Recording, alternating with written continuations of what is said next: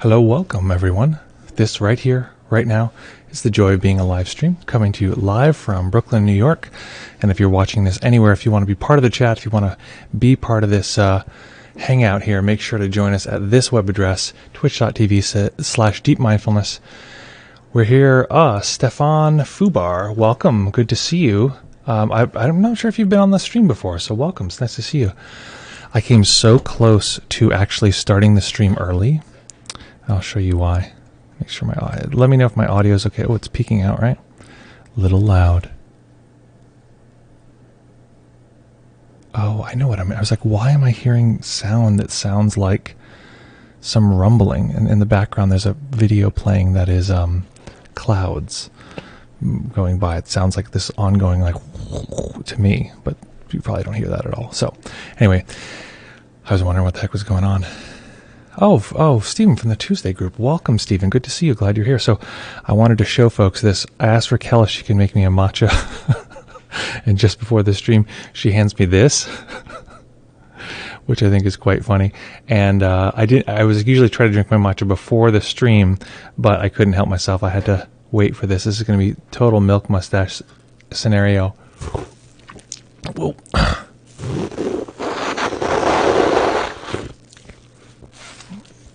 Yep.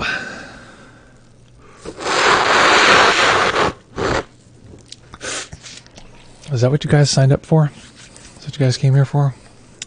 So, lovely to see everyone. I gotta turn off this cloud thing. It's like loud whispering wind in the background. Here it is. I was like, what is making that sound? I was like, Raquel, is there a fan on somewhere? It's like so windy. Oh yeah, it is ASMR. I should do that. Does anyone here get the ASMR tingles? It's so funny because I'm like so opposed to doing ASMR because all these people who call themselves mindfulness on this platform just do ASMR. But I'm wondering if anyone else gets the tingles. You would know if you hear this sound and you get tingly feelings in your body. Or even just the sound of the bubbling itself. See, Raquel feels sensations, tingles. There's my puppy. So, welcome, folks. This is the joy of being a live stream. We're going to be meditating here. And that's the good news. The good news is we're actually going to be meditating today, as opposed to any other day.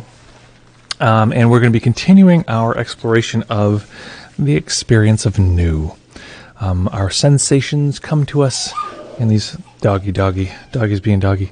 I don't even know if you can hear that in the background. But our experiences come to us in this sort of new packaging each time, and the mind tends to say, no, these aren't important. We've seen this a million times, and part of our job is to get connected with that experience of new material and really enjoy that, because that's part of the joy of being alive. And that's the theme. Hey, it's Raisin House. Welcome there, Nick. Welcome. Matcha foam, I know. It's good stuff. Good stuff as it flows out. Okay. So, folks, if you have not been here before, we meditate for about 25 minutes, then we have a chit-chat, ask any questions that you would like, anything you're curious about, I'm happy to answer, and we go from there. What else is there? As I contemplate that, let me drink the matcha I had planned on drinking before. It's quite beard foamy. It's not quite usually this foamy. Okay. Welcome, folks. I see Frank is here. Megaza.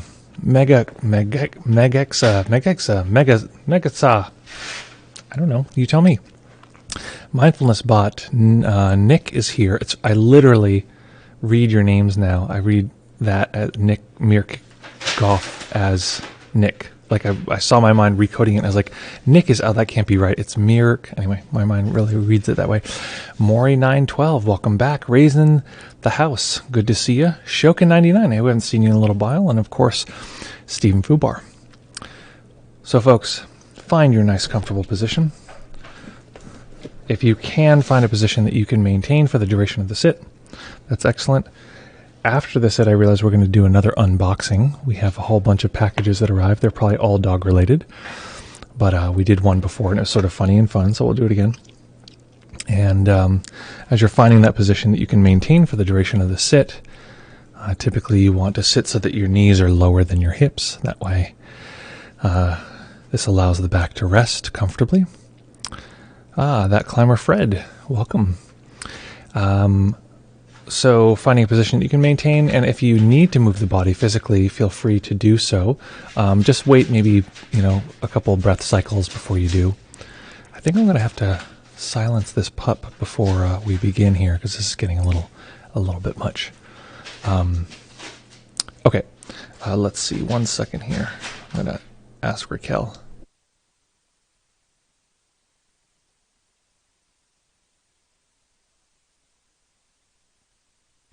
Just a short E at the end. Like Tole. Nikke, is it like Nikke? Is that kind of like the idea, like Tole, Nikke? Excellent. If Nikke is correct, I'd much rather know that. Okay. So, okay, let's find that position. Sitting comfortably. And, Goffe. Got it. That is Nikke. Okay, so finding that nice comfortable position.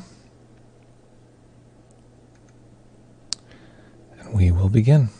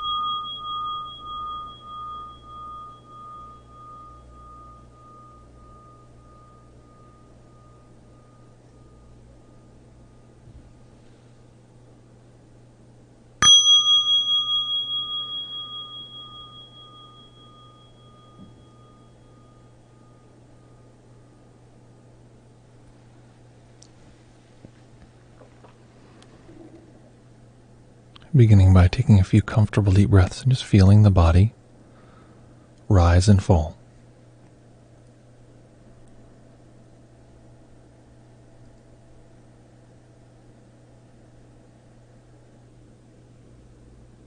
Each time we arrive at a meditation, we arrive with all of the momentum from the preceding moments.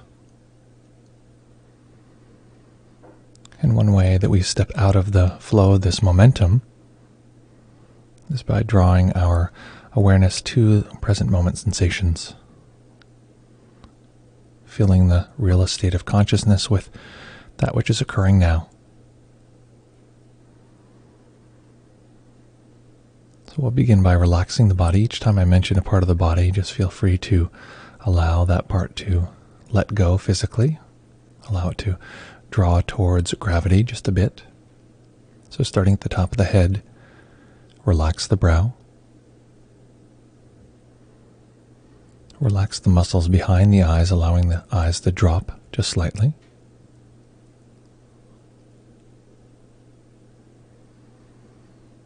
Allowing the face to go smooth.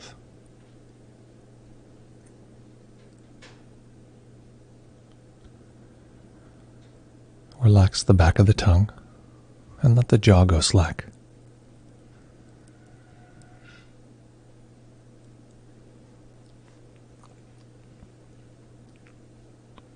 Relax the neck and the shoulders, the upper arms, elbows, forearms,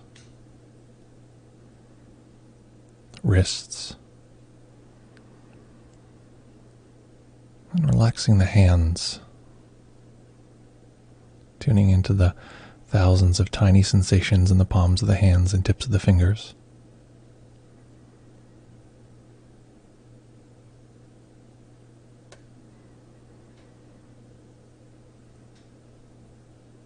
Noticing that the The body will constantly give us new information, new data, so that we can stay up to date with what we're sensing in this moment.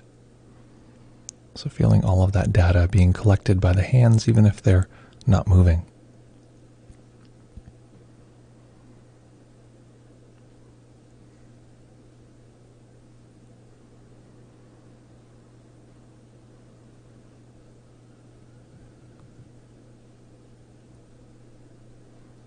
Letting go of any attempt to control the breath, just letting the body breathe as it will.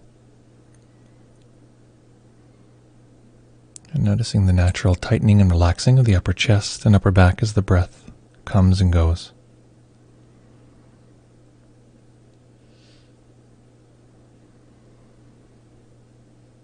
Relaxing the belly and the lower back.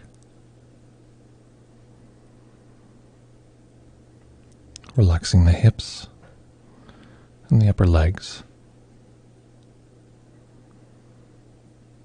the knees and calves,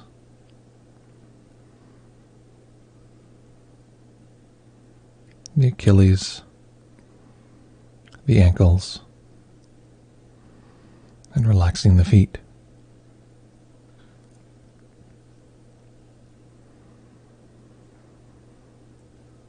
As we tune into relaxation throughout the entire body, letting go of any particular sensation and seeing if we can connect with the overall sense of a body, all of the sensations together.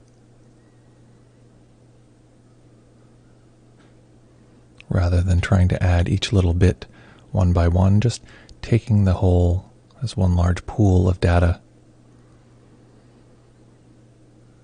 Our sense of resolution can go down, but our sense of completeness, wholeness, all can increase.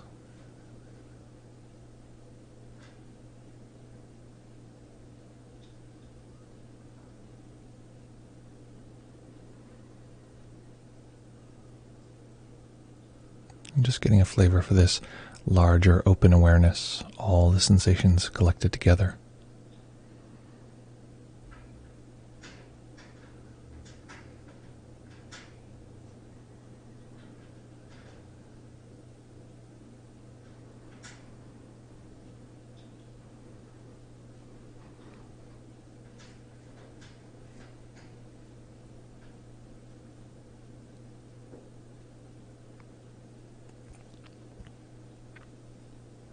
And in this field of body sensation, this large pool, without shrinking down just to this one area, simply knowing some of the detail of the breath.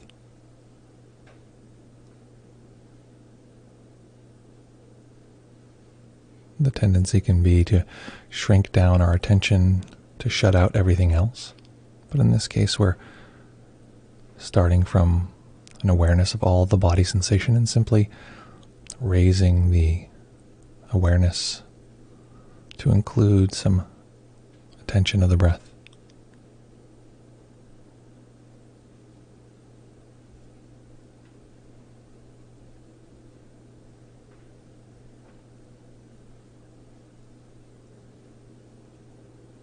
And knowing that these two together, attention of the breath and awareness of the body, can reach a kind of natural balance.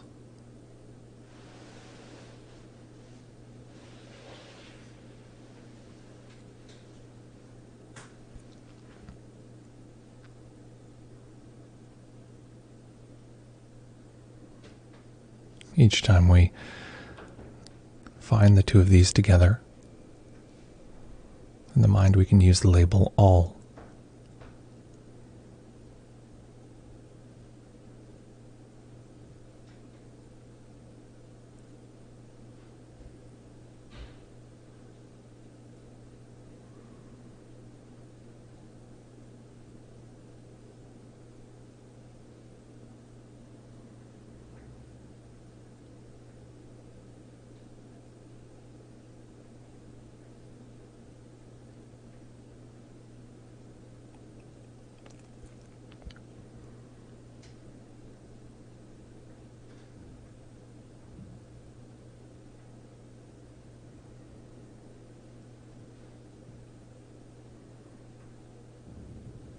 And when distractions naturally arise, not considering them a problem, just coming back to the sensations of the body. If those distractions are present, we can simply let them melt into those sensations, not a problem, and rebalance along with the attention of the breath.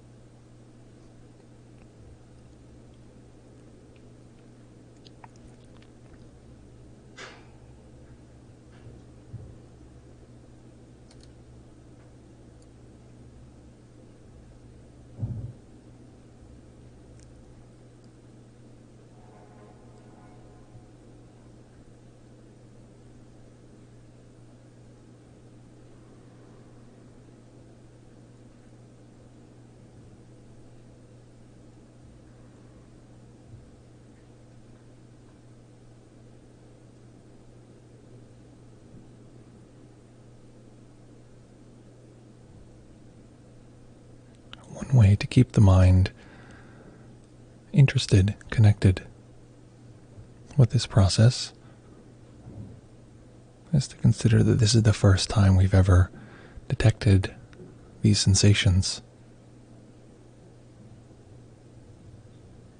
Not letting the mind convince us that this has happened 100 times, 1,000, 1,000,000 times. This is the first time we've ever had contact with these sensations in this moment.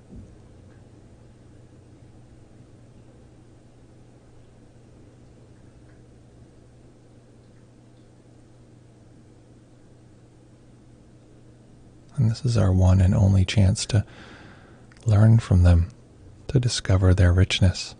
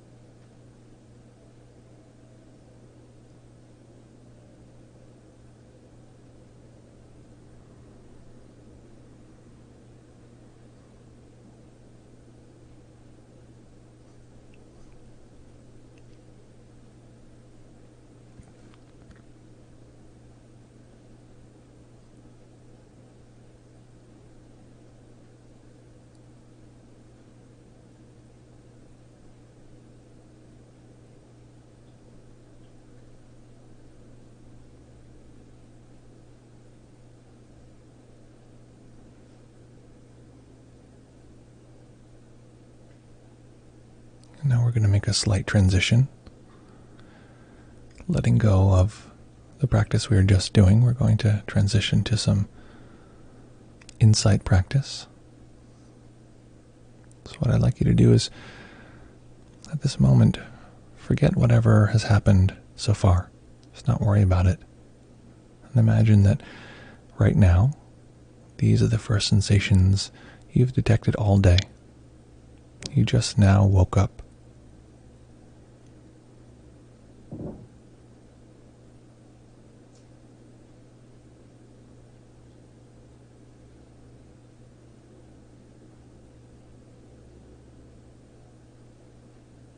all know this experience quite well. We come out of unconsciousness, from sleep, and recognize, ah, yes, I have a body. I was just sleeping, even before the eyes open. And for us, time restarts. So imagining once again that everything I said before is just a strange dream. You just now have woken up for the first time today.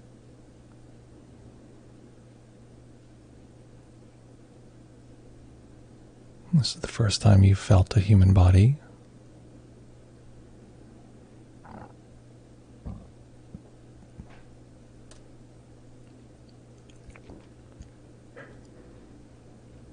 This is the first time today that you've seen the darkness of closed eyes.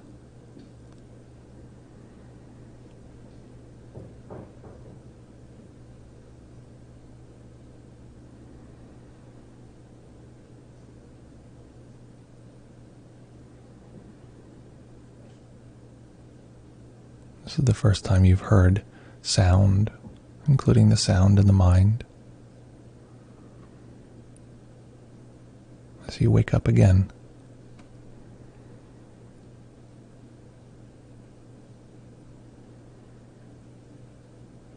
imagining that everything I've said so far is just a strange dream, just a foggy memory. And these are the first sensations you've come in contact with today.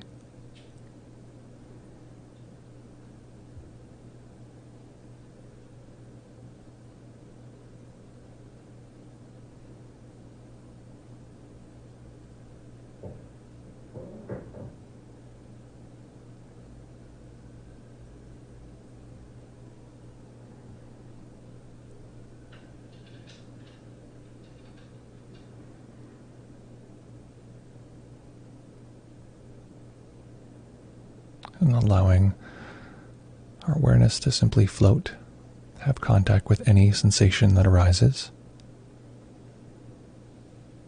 And once we contact that sensation, again, imagining we just now woke up.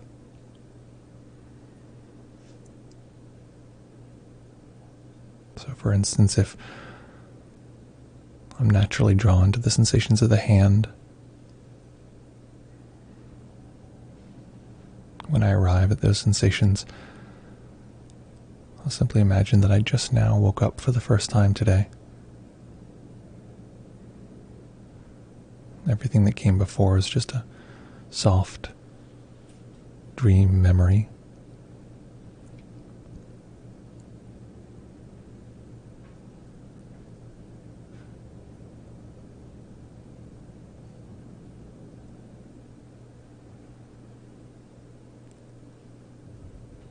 If we'd like to use a mental label each time we notice this waking up experience,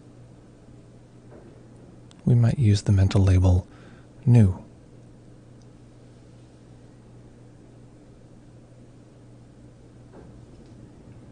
So saying the label in the mind each time this experience occurs.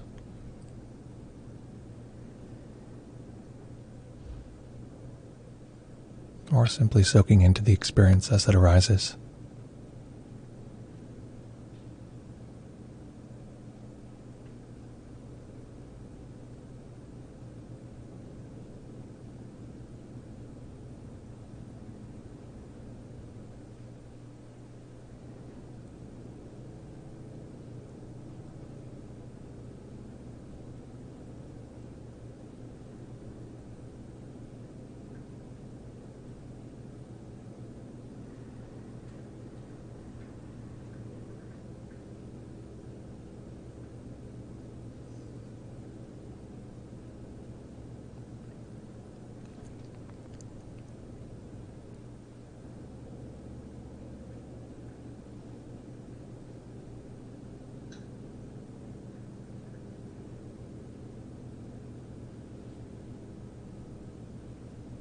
And because this is a very spacious practice, one where we allow our awareness to float around.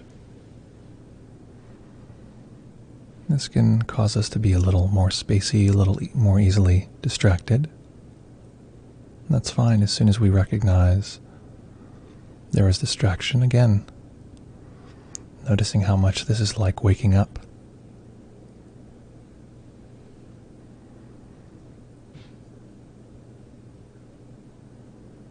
If all we did in our practice was wake up from a distraction over and over again, this would be enough.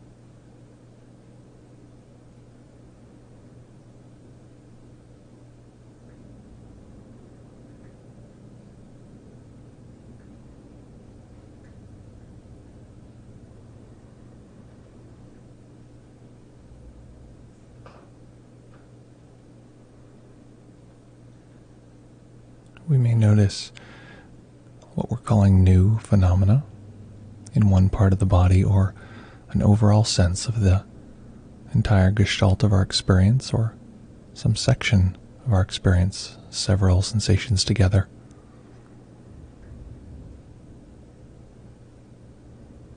What we're observing is less important than the fact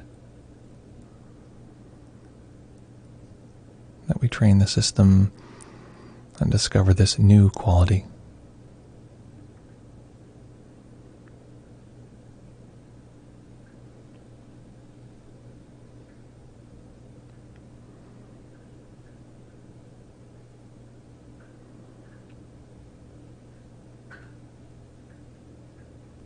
If we're sleepy, if we're distracted, if we're anxious,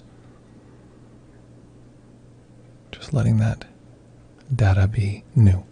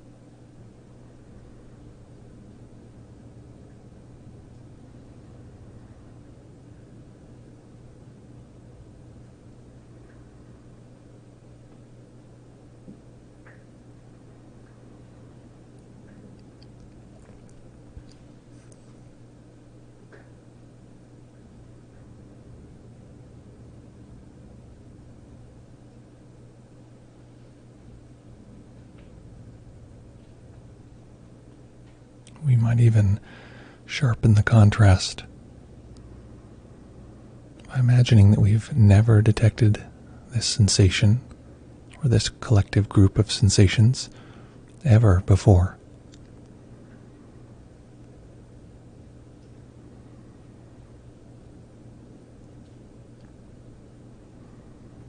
That this is the first time in the history of experiencing that we've come in contact with this specific sense experience.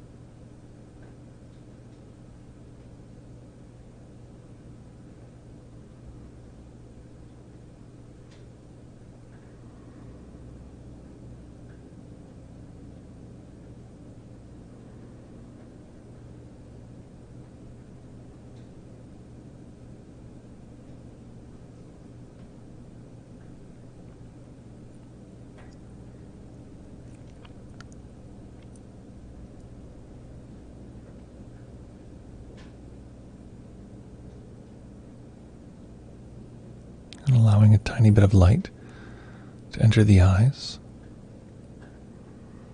staying with the practice, staying in stillness.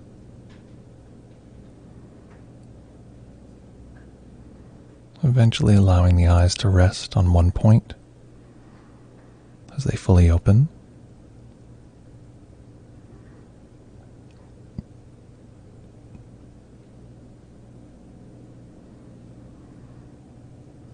And with each instant, imagining that this was the first time you've ever had the seeing experience.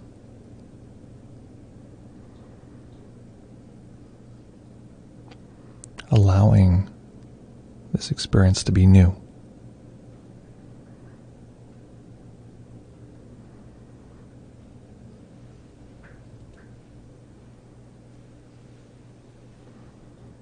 And letting this transition, this moment, we sit here with our eyes open, be the teacher, be the thing which shows us how to bring this practice into every moment of our lives.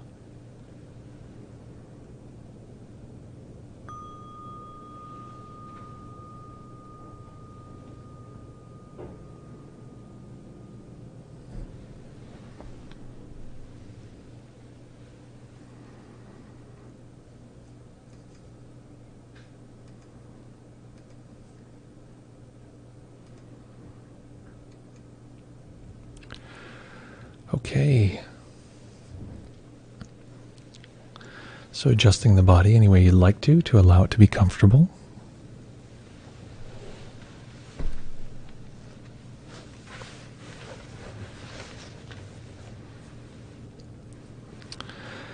Here comes the fun part.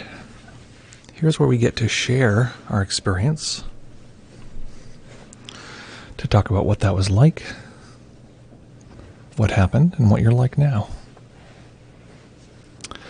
So feel free to drop your report in the text chat, but if you also like, you could jump into our Discord, which I realize might not even be open for me. Let's see. I don't know if Tom Mullen's on the line. I know he's competing today. So if not, okay, I'm just going to create a little invite here.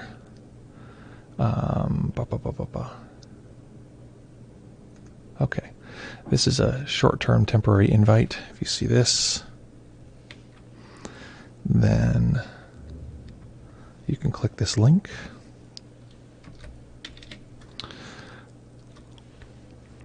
And you can jump on our Discord if you want to chat by voice. It's always, sometimes it can feel a little nerve-wracking to chat by voice, but it often means that I can give a more clear, specific, direct answer. So if you do jump in, okay, I got a new mention here. What's happening? If you do jump in, you'll find yourself in the welcome channel.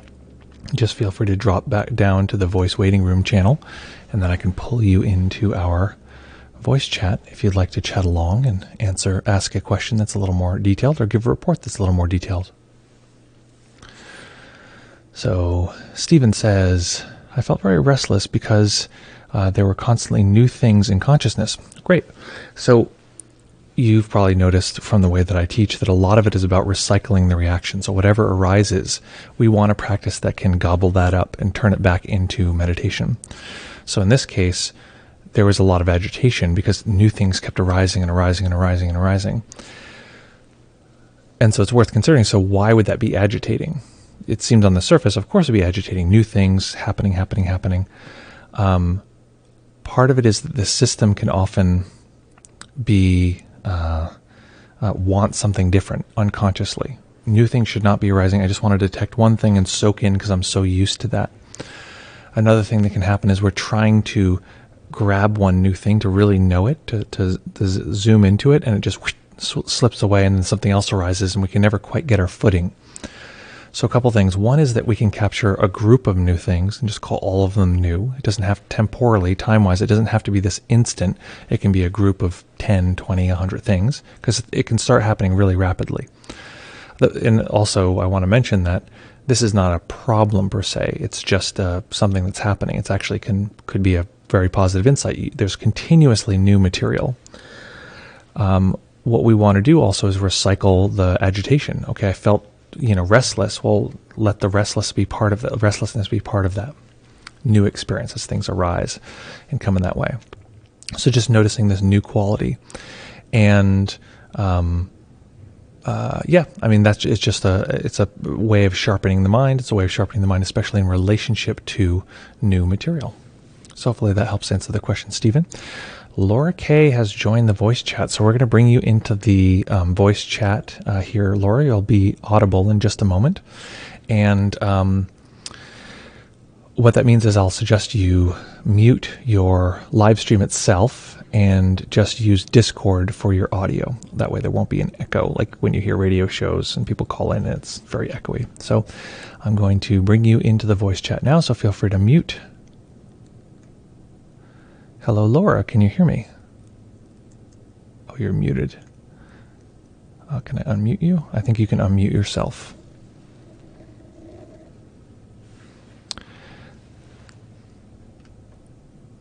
Okay, Laura will be with us soon.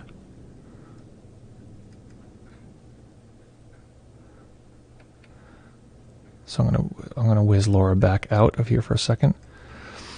So Laura, I just put you back in the waiting room. What I realize, what I'm suggesting is unmute on Discord and mute on the live stream itself on Twitch, two different audio sources, and that way I'll be able to hear you. Let's try this again. You can unmute on Discord now, and if it doesn't work, we'll just come back to it. We'll keep trying until it works, because I'm sure it'll work soon. Okay, so whenever you're ready, just unmute. I don't know if I can unmute you. Can I do that? I probably can. No, I can mute you, but I can't unmute you. So you'll have to unmute yourself. Okay. So for now, let's jump back to Stephen's comment, and when you get unmuted, we'll make it work. Stephen says, I guess that we just like the constant. I guess that we just like the constancy. Constantly. My dyslexia is kicking in. I guess that we like and constantly seek stability. So focusing on new things popping up in consciousness feels dukkha-ish, meaning there's a degree of instability, unpleasantness to me. Yeah, and just to notice that's the case. It's the nature of our experience, that it will always be coming up new, and just to notice that. And if you can recycle the reaction, it's also worth noting that I mentioned this in the last stream, that the experience of stability is often two forces pressing against each other that are actually dynamic, and that's why they feel like they're still. So even in stillness, we can find that there are dynamics. But again, you don't have to do this particular practice if it feels too destabilizing. Let's see. So let's see here, just 1 second. Let me see if we got... Tomalyn, you're on the line. Maybe you could figure out what's happening with Laura K. She's in the voice chat now, but she's muted. I don't think... Maybe she stepped away from the computer, but I haven't been able to hear her. And also, yes, if you want to post about the Niagara retreat, please, that would be lovely. I'm not sure if it's full already, but I'll be teaching in Niagara alongside Shinzen Young, which will be delightful.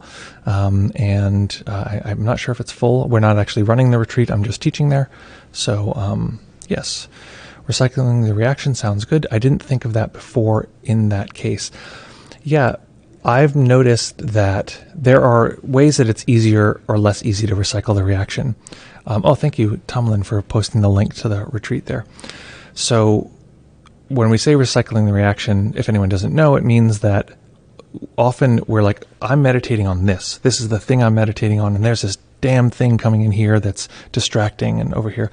And many meditations that can be the case, but with what we might call a complete practice, we can use the technique that we're using to observe the experience, this other experience.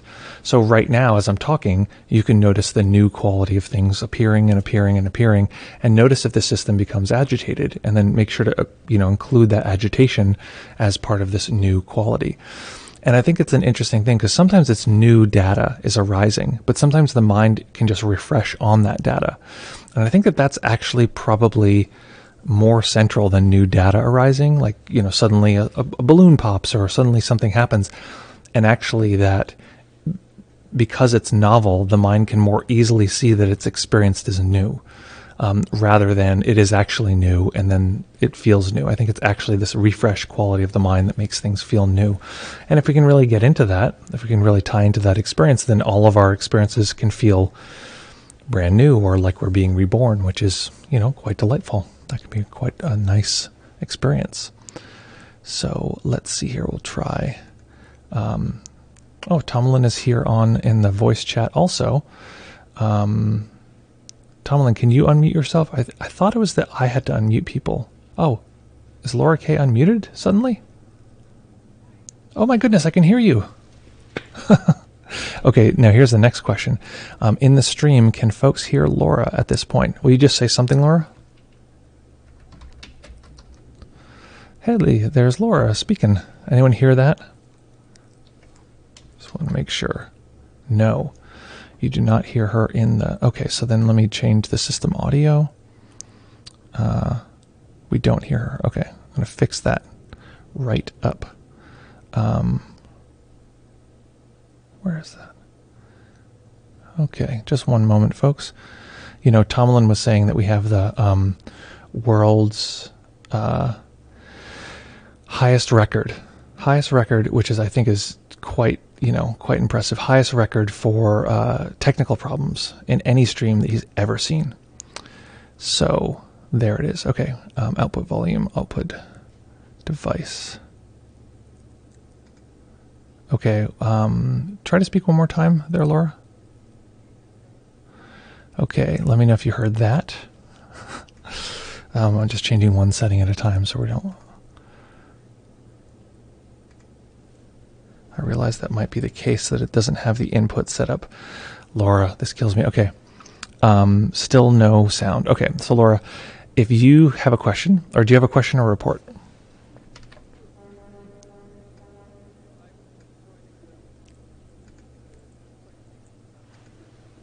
Okay. It is. Well, so why not, tell me what your report is and I'll repeat it back to folks as you're going. Just give small sentences and then it'll be a little choppy. It's like we're translating here from one world to another. Again, this is a part of the dance of, I think this is part of the dance of, it's not only impermanence, but it's imperfection. So please, what happened?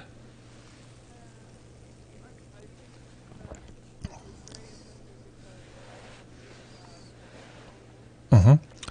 So Laura has a very bad headache, and so it's quite interesting.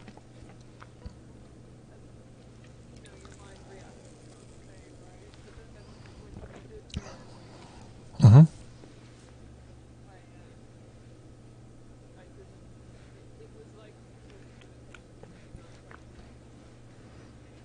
Mm-hmm.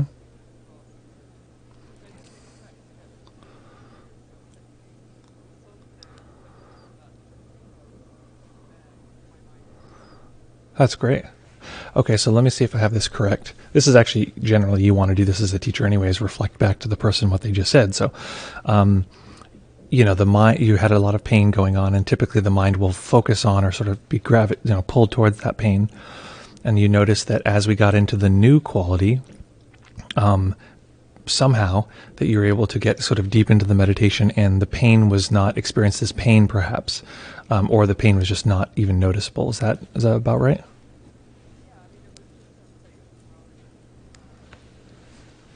Yeah, and that's what I was going to ask is, was the pain just, effectively like not in your focus range, or was the thing that you were calling pain before sensation that was not registered as pain?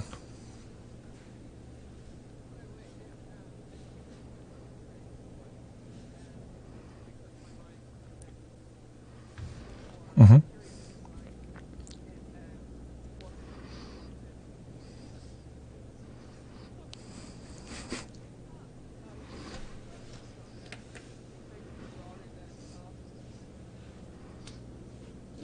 Yeah, exactly. Yeah, so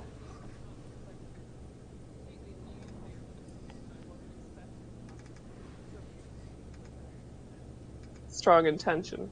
Does that make sense? it does. And I have a feeling that people can now hear you. Let me know if that's the case. So will you just repeat the last thing you said? I'm pretty sure you're audible now. I shouldn't have started cursing then. Yeah. I can't believe you told us that. No, just kidding. No, curse You were away. supposed to translate. Yeah, it's funny. I could just Uh, I could just totally troll you by just being like, "What? That's illegal." yeah, so it was just interesting how fresh it actually made it to pretend like I'd just woken up and those were new sensations. Yeah. Yeah, and it's a, it's like a mnemonic or a a trick in a sense to show us this detail that the mind can refresh. And we all know this if we've done meditation before, that things can feel new and things can feel quite repetitive or boring in this way, and we can hone that skill of seeing things as being brand new, brand new, brand new, and that's part of the way that we can meditate. That's part of the system. We're going to be pairing this along with Gone, which is basically the way that I teach arising and passing, later on in the class that you are yourself in. So I have wonderful. I have one other question. Please, now that we can hear you, I was like nervous that because this has happened before, and we'd have these, people be like, and then this happened, and this happened, and I'm just sitting there nodding at the camera, so we can hear you. So this is wonderful. So please.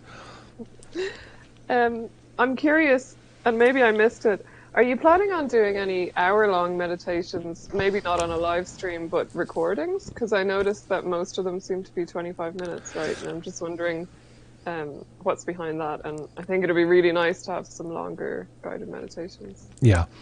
So almost all of the meditations I do, at least on the stream and for students, are 25 minutes, mainly because typically I feel like that's the most amount of instruction that I want to give.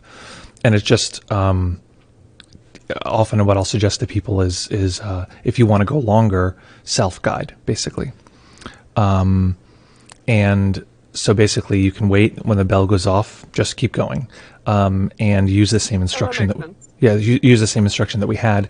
I usually don't record longer ones, except for one instance, which is when I do home practice programs. And I haven't done a home practice program on a number of the things that we've done, but I have on some of the things that are coming up.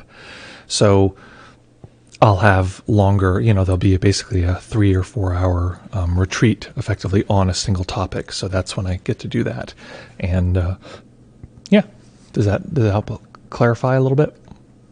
Just curious. Thanks. Perfect. Well, thank you so much. Thanks for joining. Tomlin says someone just joined the voice chat. Let's see what happened. Okay. Laura, I'm gonna put you back into the waiting room. Ra is coming up next. I'm gonna put you back in the waiting room, so make sure to do the opposite. Unmute the live stream. So here we go. Putting you back. Thank you. Okay, Ra, I'm about to put you into the chat, into the voice chat. So make sure to mute your live stream and unmute yourself on Discord, or maybe I unmute you. I got to see how that works. Oh, you're here and unmuted. Ra, welcome. Hey, can you hear me? I do. Let me adjust the volume. It's a little loud on our end. Okay, please go ahead. Yeah, so it's Jelani, by the way. Oh, Jelani, how are you? Welcome. Good, good. I have a few questions. Something that I didn't have time to go into yesterday was this technique that I found through a study. And the reason why I wanted to run it by you was because it's similar to counting the breath, and I'm not even sure what your thoughts regarding that are, right? So the idea is that you alternate breaths with like finger pressure. So as you would inhale, you would increase the pressure on your finger, maybe like against your knee or wherever. And then as you exhale, you release that pressure. And the idea is it acts as like a semantic anchor. And I can forward you the study, and it was kind of interesting because they compared it to, counting the breaths through the entire session, and showed some improvements in attention compared to that. And kind of like anecdotally, I tried it for an hour a few days ago, and it was, it was useful. I'll just say that. I mean, I was rarely, if ever, distance from my breath. Yeah. And let me ask you, I'm guessing, I haven't heard of this before, but I'm guessing part of the technique is that you don't just, it's not like on-off pressure. You're actually increasing the pressure as you're breathing in and then slowly decreasing as you're breathing out. Is that how it works? Yeah, exactly. Yeah, I assume that would probably be the case. I just did it now for a moment. It seems like an excellent practice. I think that typically the way I look at practices is that there's always this balance between doing and non-doing. There's always some way that we balance the two. And typically for an average meditator, there'll be more doing necessarily because the system itself is doing more, so you in a sense have to match that.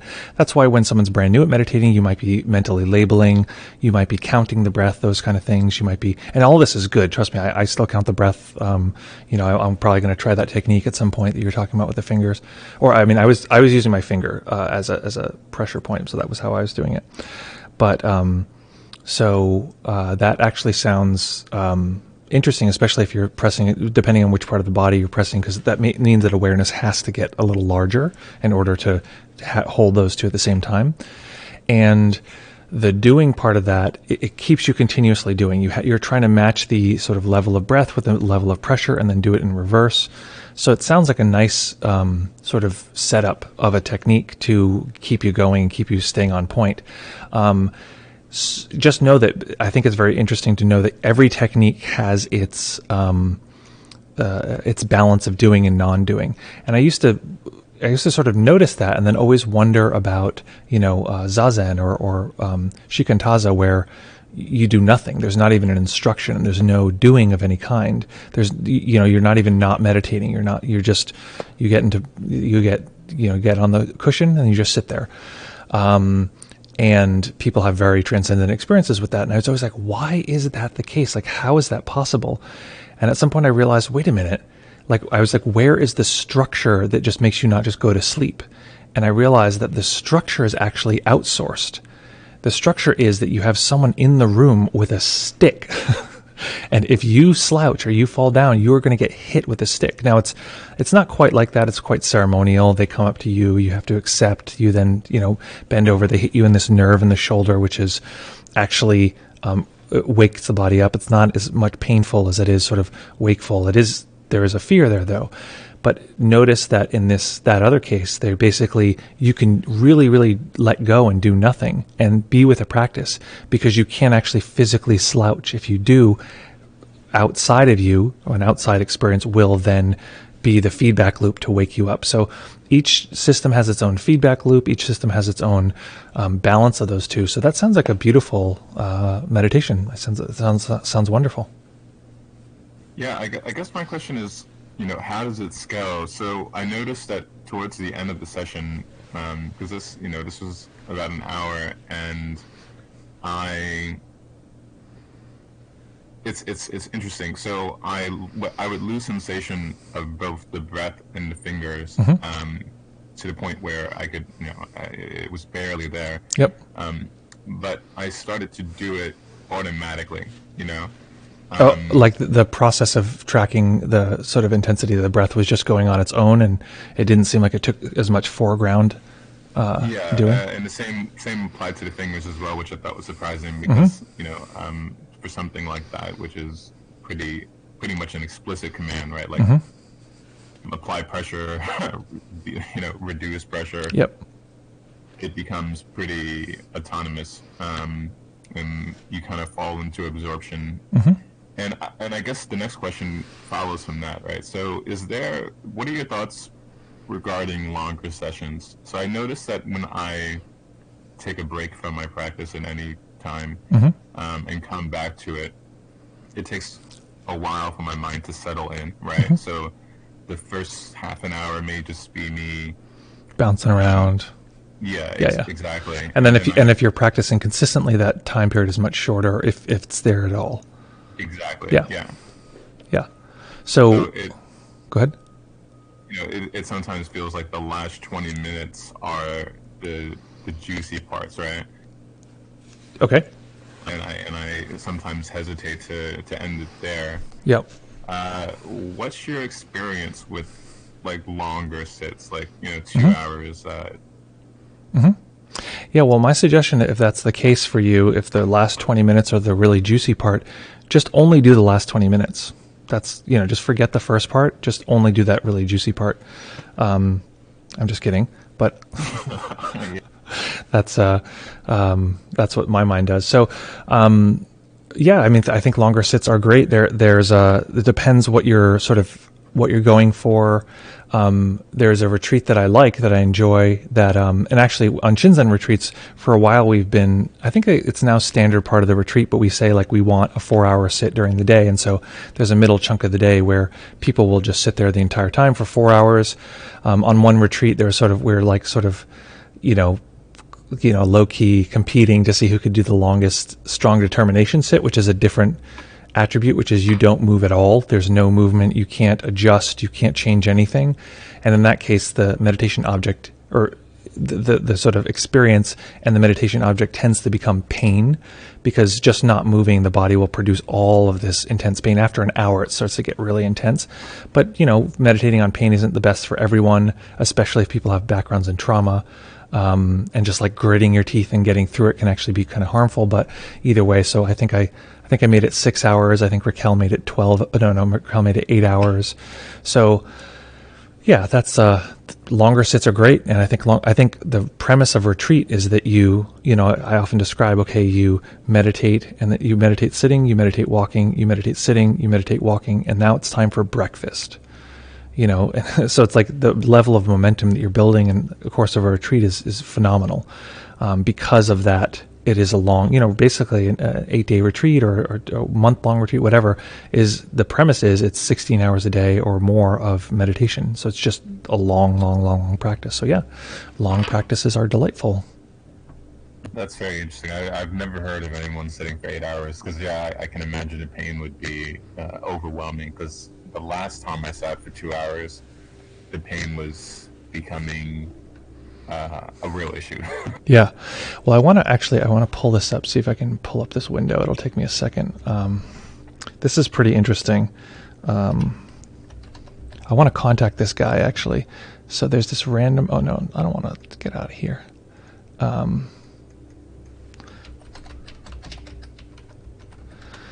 Okay, there's this guy called Benjamin Bennett, and I think he's a performance artist. I think that's his thing. But again, no one knew what this was. There was just hundreds of these videos out there. Not hundreds, there's dozens of these videos out there.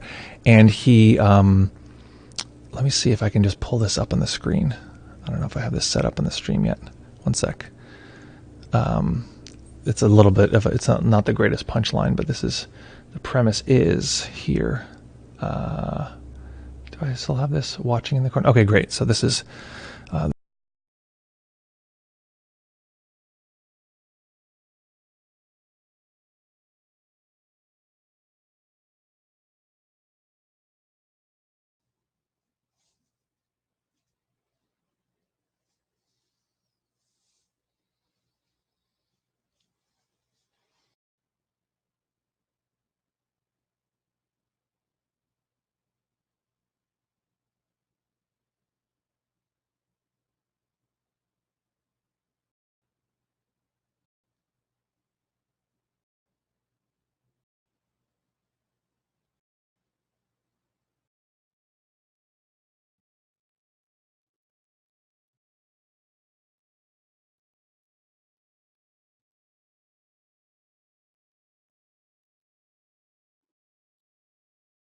people who know his work. Unless you're a performance artist, you don't know that would hurt.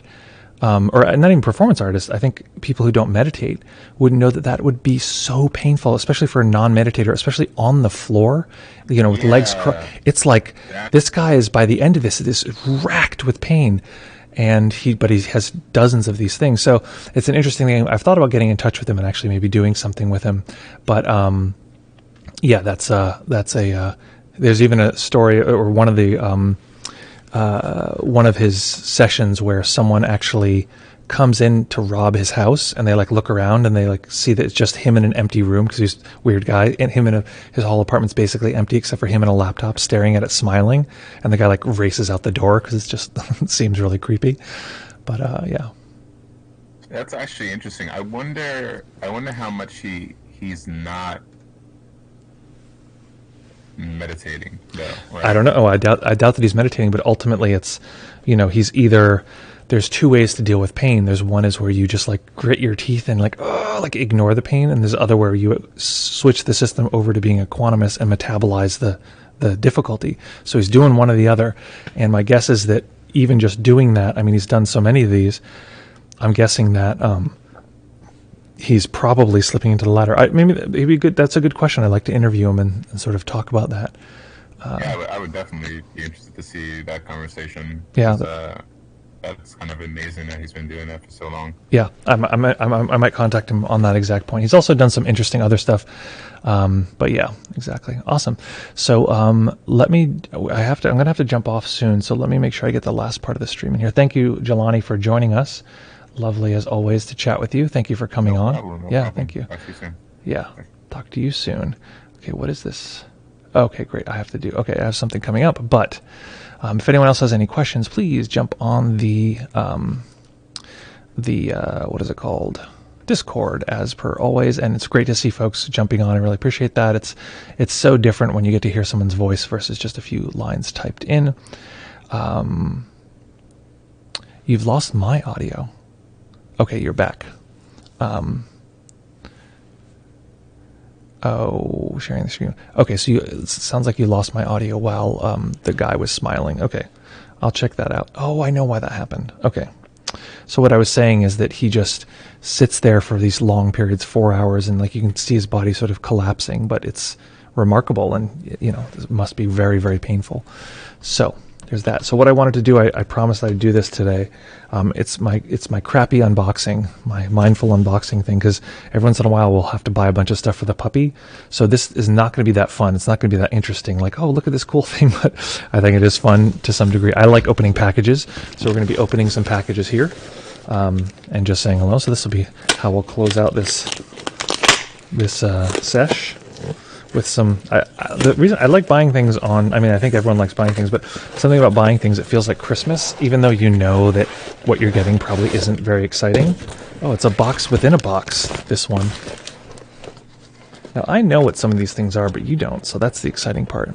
And actually, I realized a surprise is sort of playing into the system's sort of delight, the sort of energy that can arise from a new experience. Something's new, and you can feel very delightful. Oh, it's packed in foam. That's definitely going to get all over everything.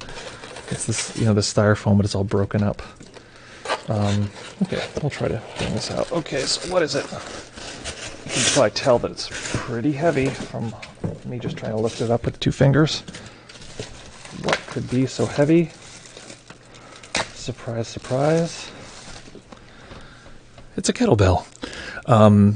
We had to get a few kettlebells because one thing, for a while we've been wanting to get them just for exercise purposes, Raquel and I, but also that it's good for tethering the dog, so you can have the dog anywhere in the house and just plop him down and put the leash on there. It's funny because I've thought about buying kettlebells before, but it's always the thing that kills you is the shipping. It's like the shipping is very expensive, and so it's like you have to find someone local that has one or someone on Craigslist or whatever. And the funny thing was that I thought about it. I was like, wait a minute. I was like, I bet one of these big box companies offers shipping at a certain point. So we looked on Walmart and we're like, oh my God, they're going to ship these 2 kettlebells. We have 2 here. I don't really need to open the second one, but we have 2. And we're like, wait a minute. So they'll ship 50 pounds worth of stuff for free because that's their policy. We're like, okay, well, that's a good way to sort of stick it to the man. So we have ourselves, I won't even open it because it's going to take forever, but this is our other much heavier kettlebell. So there's that. What else we got? There's 3 more packages. 2 of them look identical, so let me actually crack into that one because I think they might be exactly the same. This was a giant one, so I can't remember what this is. It's definitely dog related, but we'll see. What did we get? Hopefully this is as fun for other people as it is for me, this micro Christmas. But hopefully you can do the practice watching the new experience. There's also, I mean, I think that there's, I've talked about this before, but don't know mind, especially with like a box, right? It's like the whole Schrodinger's cat thing.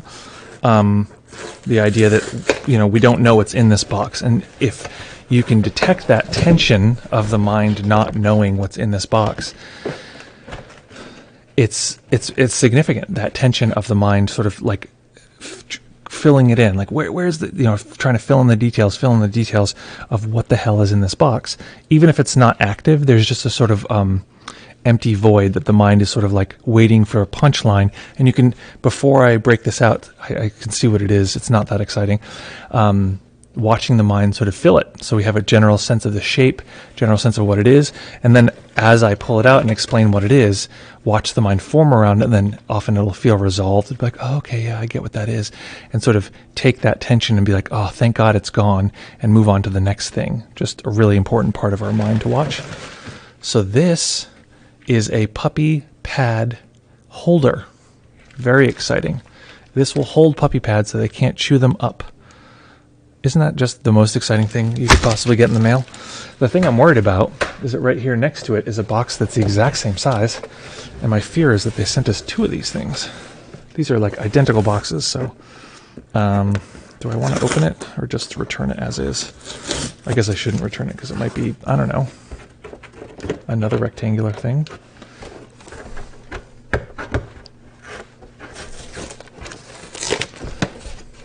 So, folks, I'm excited that just in less than 24 hours, what is it? Yeah, less than 24 hours, Raquel is going to be back here. I've finagled her into being back on the live stream. So please, you're welcome to join us. It's always more exciting when Raquel's here. She's such a delight to have. We're actually going to try to, speaking of which, so we're going to try to invest so we can have 2 microphones so it's not quite so hard to hear. And with that, I should mention my friend who supports and helps this channel always tells me that I should be asking people to subscribe more. So subscribing is a thing that you can do. It supports the channel, and no pressure if you'd like to. Oh, it is something different. What is it? No. It's the exact same thing. Okay. There it is. We've got 2 of the same thing. There you go. So next is this one. This is not another dog. Well, it's probably dog related, but it is not another carrier for pee pads. This is something else that is too hard to open. I don't have I have my keys. Okay. So folks, we're going to be back here in less than 24 hours. We're going to meditate. We're going to have fun. Last time we were here, we talked about the multiple self model. Maybe we'll actually do another round on that topic. If you're interested in that topic and saw our playback from a few days ago, maybe you want to hear more about it. The other thing that's worth mentioning is that all of our playbacks, they're here temporarily on what is it called, on Twitch, but they're permanently on our YouTube channel. Tomalin, if you wouldn't mind, throw our YouTube channel link in the chat. It has a crazy name now, but if we at some point we'll have enough subscribers that we can change the name to something very easy for us. Oh, I know what this is. This is something I think is more interesting. This is a training platform for the puppy. So one of the things that you want to do with a pup, especially if you're trying to train them well, is get them to be used to and comfortable going to a spot. You say, spot, and they go to exactly that spot. And part of how you do that is you make the spot slightly elevated. Oops, clang. Sorry, Buddha. You make the spot elevated, so when once I clip these zip ties, this thing will open and be a sort of slightly elevated platform, and that's helpful for the dog because it's so different. It's like get on this spot, and so it starts to train it as being completely different. It's also helpful for teaching it what they call like a proper sit. A proper sit is the dog doesn't go back. The dog scoots their legs forward, and it just keeps them more still. And all of those little details are sort of like, well, so what? Like, why do you want that? But they have to do with the dog really being felt like they're guided by the human, and really knowing that stillness is the sort of standard where they stay and that kind of thing. So anyway, that's our boring unboxing here. Let me see if I can make this camera go free and show you what a mess it is here. Go free, camera. So it's just like such a total mess in the studio now.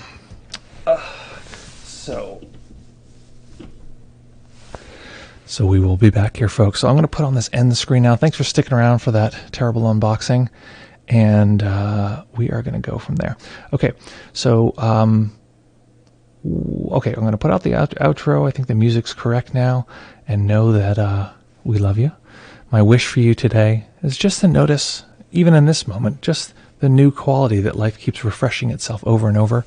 And that new experience is often quite delightful. We can connect with that delight, and that can be the feedback loop, which brings us into a lovely continuous practice. Okay, folks, thank you so much for coming. Lovely to have you here, as always. I picked this GIF, this animated image, because I like the idea that we are that plant watching the live stream, just a piece of nature floating, half transparent, and enjoying some fun tunes. Great to see everyone. Thank you again for joining. As always, lovely to have you here.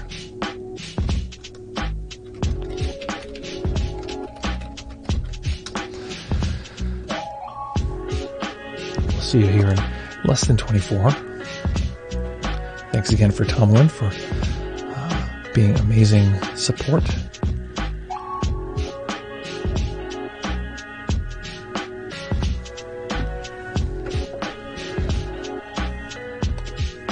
And Aten, actually, I hadn't seen that you joined. Welcome, Aten.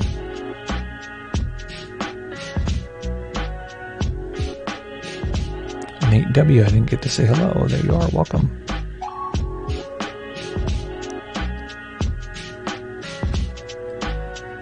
Have a lovely day, folks. As always.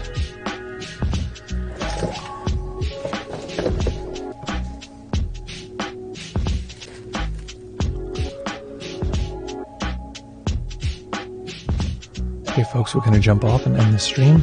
Great to see you. Looking forward to seeing you soon here back with